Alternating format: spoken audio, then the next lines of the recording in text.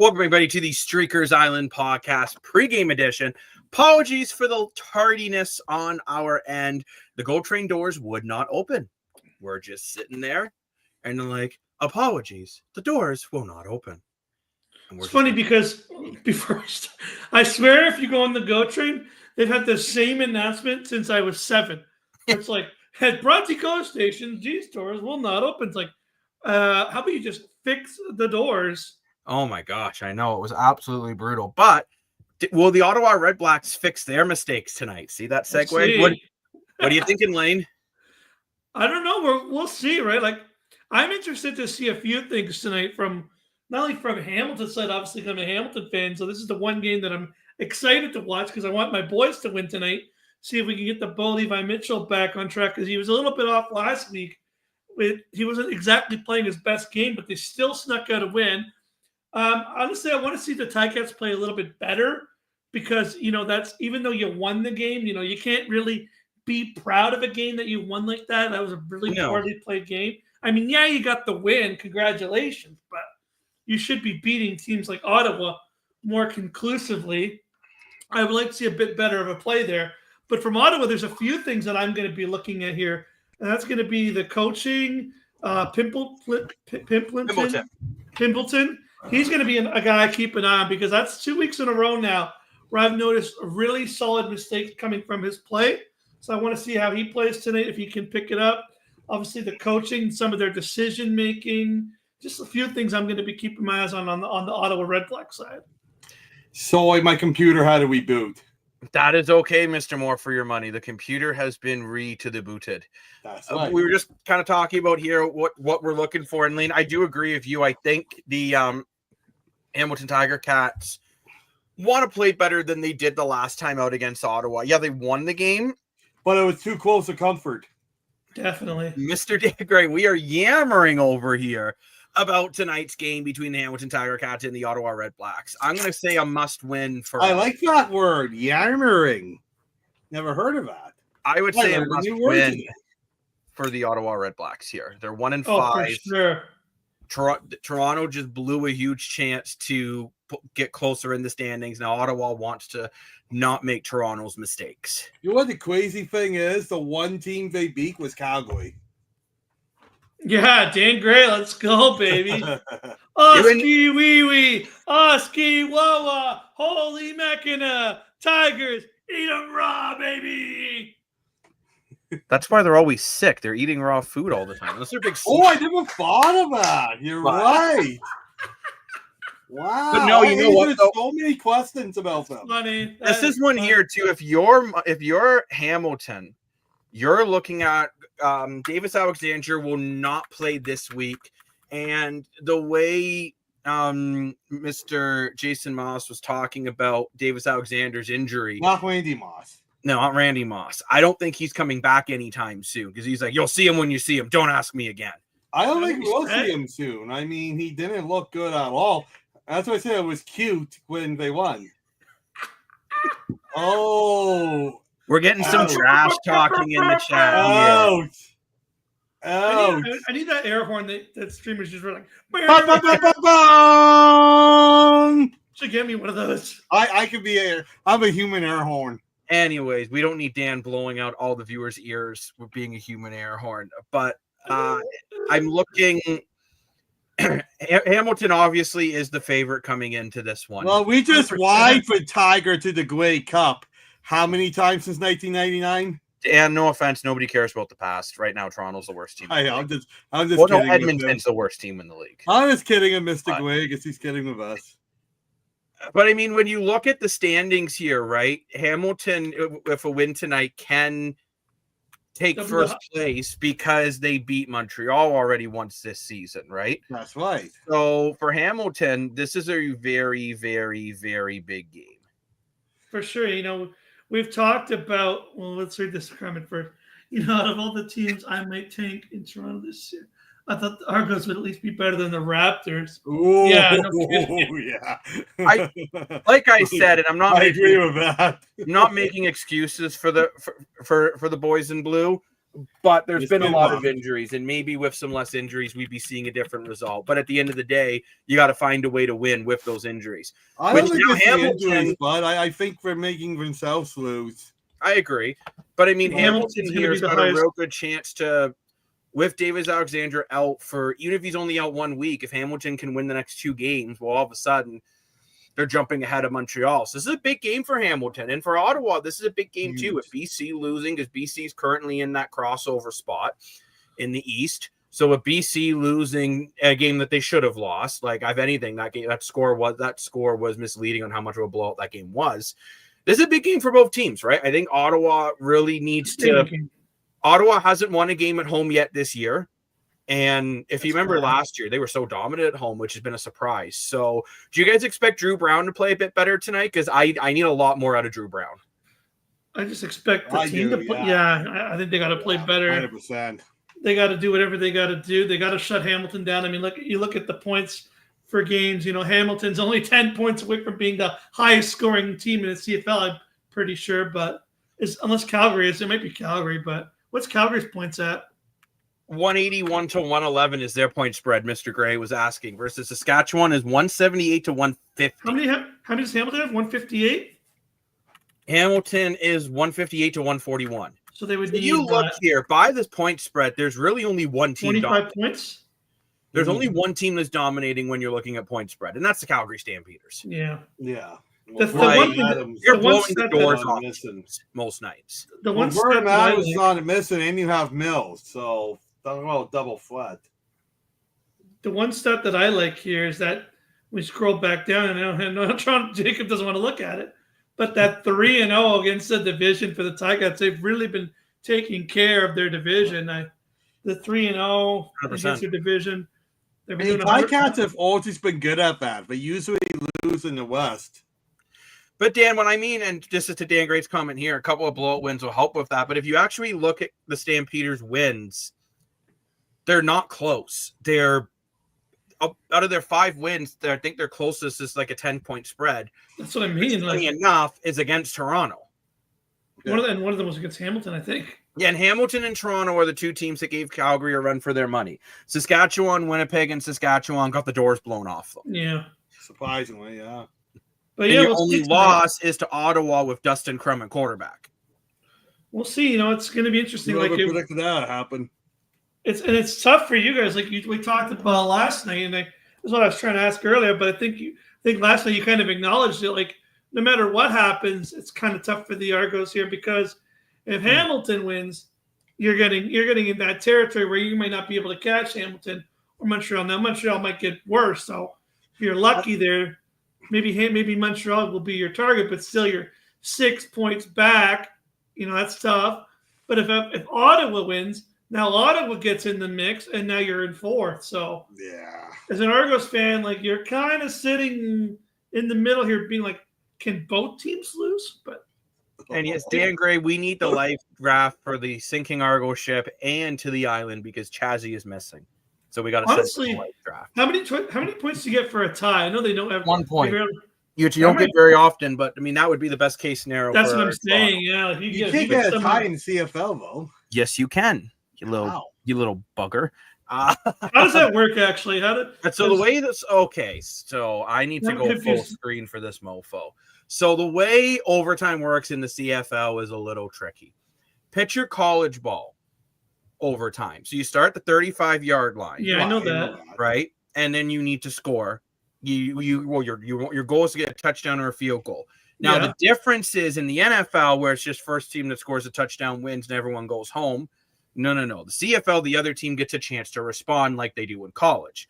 But they will only do 2 of those mini games. Now, in the second set of mini games, if you get a touchdown, you have to go for the 2-point conversion. I thought it was until you just kept going in mini games until you got a winner. That would be in playoffs. You just go back and forth, no mini game. But no, they'll only do 2 mini games in the regular season. I thought the NFL changed the rules that they do only in the playoffs. And oh my gosh, what a huge comment. Whoa. It's like a novel blow. I can't even my see face is covered. You see my Dan hat. Gray just put the overtime rules regular season in the chat. So as I said, Wow. each team gets one possession starting at an opponent's 35-yard line. Teams try to score a touchdown or a field goal or a rouge. If the first team scores, the second team gets a chance to match or beat. If it's still tied after both possessions, the second overtime is played. If it's still tied after 2 rounds, the game ends in a tie. I think that's the biggest comment we Even ever had. summarizes this comment. Ties can only happen in regular season game. They occur if the score is still tied after 2 overtees, which he means overtimes. It just StreamYard didn't know what to do with the rest of that comment. It's just like, I don't know what to do. I've never seen anyone break StreamYard. So congrats to Dan Gray. Wow. Character limit. Oh no. Yeah. So that is the only way we could see it. And I've said, if you want my opinion, for both Toronto and Ottawa, they're better if Hamilton loses. Obviously for Ottawa, because Ottawa jumps ahead of Toronto. But if you're Toronto now, you're almost looking at the BC Lions and the Hamilton Tiger Cats as 2 teams you got to catch. Yeah. And the beautiful thing for that is if you're Ottawa here, you have a chance to tie the season series. Yeah. And if you're Toronto, you still have a chance to win the season series against Hamilton. And Toronto hasn't even played BC yet. So there's still it's too early in the season to call things off. And Dan Gray back again with the novels. They occur if the score is still even after 2 overtime possessions per team. There are no ties in playoffs or Grey Cup. These games continue until there's a winner. Ties are rare, but they do happen occasionally. Yeah, that would be huge for the if you're an Argos fan, you're just. I think the last tie in the CFL was 2 years ago. It was Saskatchewan versus someone. I don't remember. I mean, hey, if that happens tonight, you guys are going to be happier than a fly on a wall, I don't think that's happier than a pig and poop, as I like to say. Right. I don't think it's going to happen. I didn't want to say poop, but I can say poop. Poo. Dan loves talking about his bowel movements. But I'm curious if your predictions have changed. Mine have not. I'm still taking the Ottawa RedBlacks in this game. I think they're going to respond. They were really good at home last year. They don't have a home win in front of their crowd. I have a feeling it's going to be a good crowd, as they were offering 25% off tickets. What's the weather going to be like? Who bought a ticket before, so I'm going to guess it's going to be. Why would they do that? Because I'm sorry, but unlike Toronto, they realize they need to try to get fans to come in. I'm sorry, this is a rant. Tickets are expensive. This is a rant for another day. But Toronto Argonauts raising their ticket prices to put out a 1-5 team, that's bad. Yeah. They were just finally starting to get more fans in the building, the stadium, the whatever. And now all of a sudden, not so much. I think it's why I paid for the FIFA Cup figure. I don't care. The most recent, thank you, Mr. Gray. The most recent tie occurred September 14th, 2024, when the Montreal Alouettes and Calgary Stampeders battled to a 19-19 draw after 2 overtime possessions. Oh. There you go. It does happen. Trivia moment. I wouldn't have known. I would have said, if you get one a year, maybe this is your one a year, right? Yeah, it could be. And also, too, I think Hamilton wins. No disrespect, Lane, to your Tiger Cats, because I think they are I think they're a top 3 team, and they're in the top tier in the CFL right now. Yeah, they looks like they kind of lost that last game to Ottawa. Yeah, but they did. I understand that, and I always say good teams find ways to win. But Ottawa's got to feel like we should have had that one. And that's why I think they're going to get this one. So Jacob's taking Ottawa, Lane's taking Hamilton. Well, I don't know. Lane might take Ottawa. He used to go. He just said Hamilton, didn't he? He's a Leaf fan. Didn't Lane just say Hamilton? He did. Yeah, I did. That's what I thought. So Dan, you're the tiebreaker. Tiebreaker. I mean, I know you're going to probably join your brother here because I know you'd rather cry than ever say the Ticats. I know you'd rather give me $1 million and say Ticats win. Those words come in your mouth, but maybe I'll be surprised here. Who are you picking? I'm going to say Ottawa because not just because I'm an Argo fan. If Chazzy was here, he would be on my back. It's just because these guys are salty because the Argos are the most irrelevant team besides Edmonton. They're lucky they don't trade for it because he probably wouldn't even pass for 10 yards on the Argos. Probably wouldn't get 1 first down the entire game. That would be an interesting discussion to flip quarterbacks on different teams and discuss how they would do. Funny. We should go through that one night. But I'm joking. No, but the way I look at it, I think Ottawa is actually better than record. And I mean, Hamilton's starting to get a little cocky. And Drew Brown needs to have a big game. He was so good last year and fell apart this year. So I think it's going to be his big game. It's nice weather. Why not? Wait, there was 2 ties last year, and then there was an 8-year gap? What? Yes. That's crazy. There were 2 ties last year, and then... Like an 8-year gap. Yes. So at Brazil, it happened every 4 years. So, and Dan Gray is saying Hamilton by 15. Whoa! Now that's a prediction. Wow. Over, under 45? What do we think? I think over. Because last week was a low-scoring game, and I feel like both teams are going to – I think Ottawa's going to step it up, but I also think Hamilton's going to step it up because, let's be honest, like you said. Yeah, I might say over as well. They played like double dog poop last week. What's interesting here, Dan Gray has set his over-under at 45. I set our over-under in the Streakers app, best fantasy app in the world, at 53. Ooh. I'd still say over. Yeah, I agree.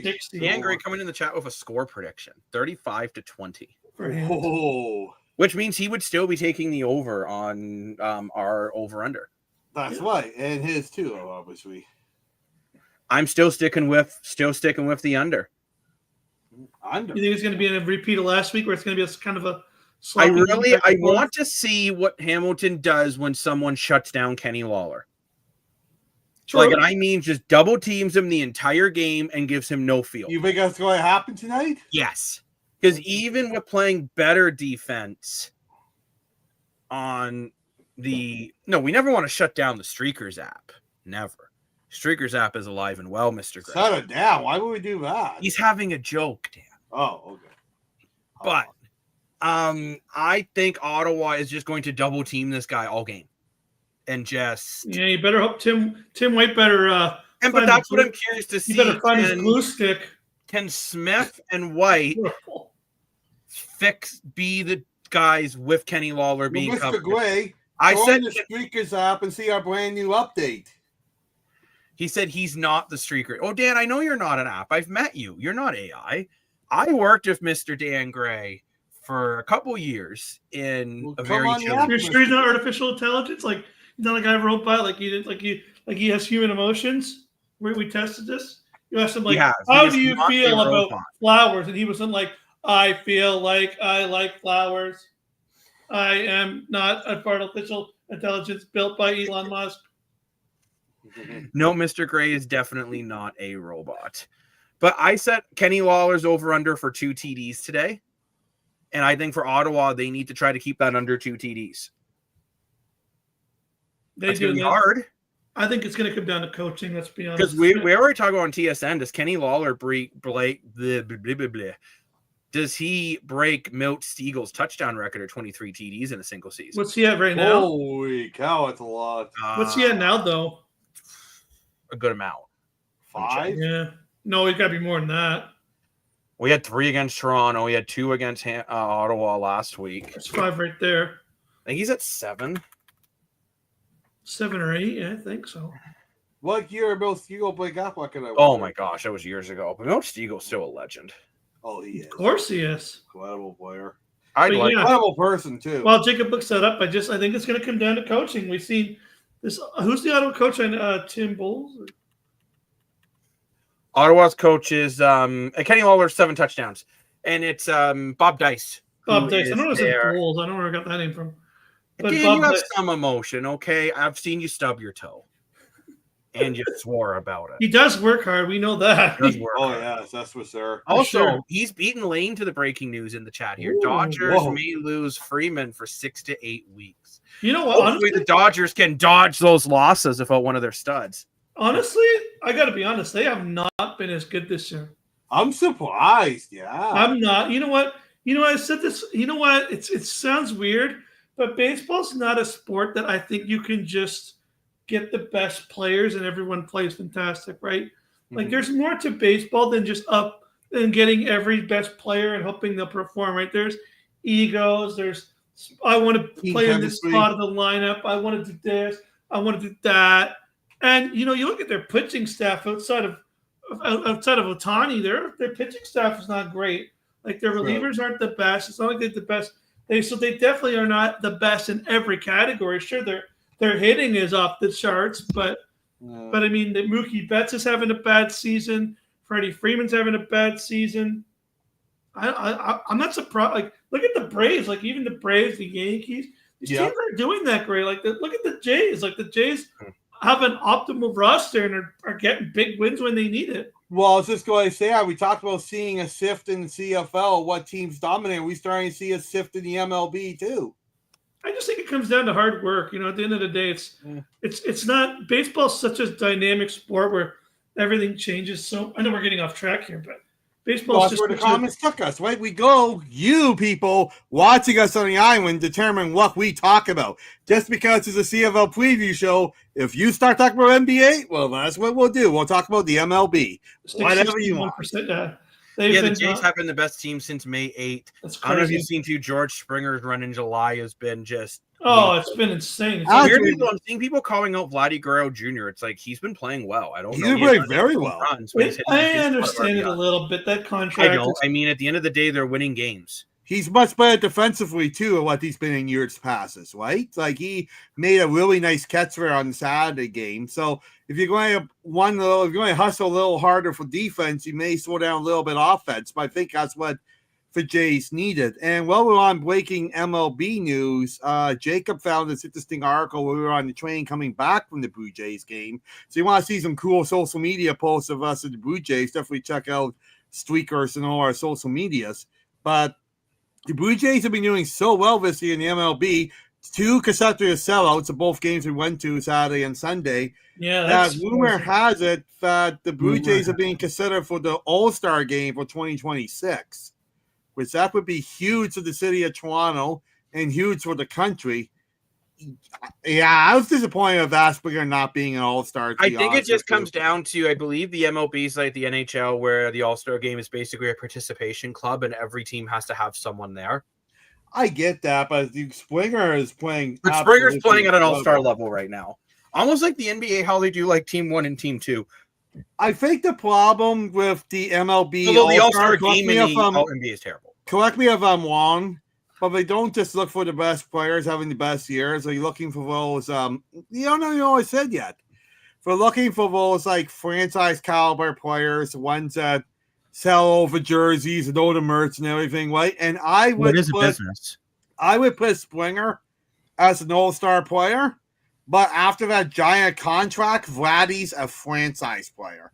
And I would this year I would put Springer as a franchise player, but because of the contract, Vladdy's a franchise player. So we didn't just look at who was the best player this year on the Jays. They look at who's the first player you think of for the Jays franchise. And I think Kirk made it because I think Kirk is the best catcher in the league right now.